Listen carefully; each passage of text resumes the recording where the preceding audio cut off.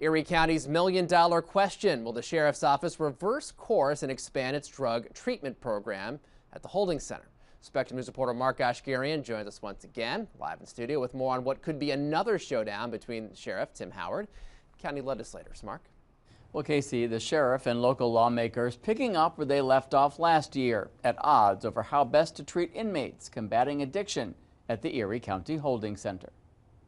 To the best of my knowledge, Sheriff Howard and the Office of the Sheriff did not apply for state medically assisted treatment or MET funding this year, and so that was alarming to me. Which prompted Erie County lawmakers to budget $1 million last December to the Department of Mental Health for a drug treatment program at the Erie County Holding Center. The purpose is to offer Suboxone or methadone for those entering the center struggling with addiction. We don't want any more traumatic instances to happen. We can help them earlier, and we can avoid a lot of the sad outcomes that have been happening with suicide rates in our local jail facilities. Baskin says she hopes to bring mental health leaders, the Corrections Advisory Board, and the sheriff together to develop the program.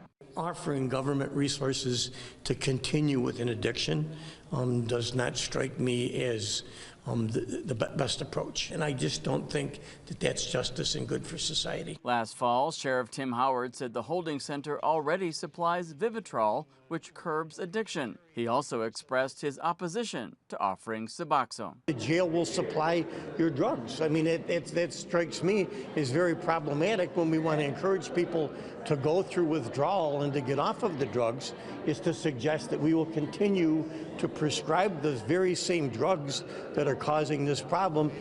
But he still has the final say. I would say yes, he does have the final say, and I would also say I think it would be in a good faith measure towards the taxpayers and the residents of Erie County to solve this issue. It would be good, and I'm hopeful that he will work with us. Baskin says there's no deadline to use the funding and no consequences should the sheriff's office not comply. She says she's hopeful her partners in government will not let the money just sit there. Time is of the essence. We don't want another suicide to happen because someone just didn't receive drug treatment upon their arrival to our jail facility. Now, we reached out to Sheriff Howard to see if he has changed his position since the legislature budgeted the funding, or if he's still against offering the drugs. We were told repeatedly the office has no comment at this time. We also reached out to the county for interviews with the interim commissioner of mental health and the director of forensic mental health, and our requests were denied.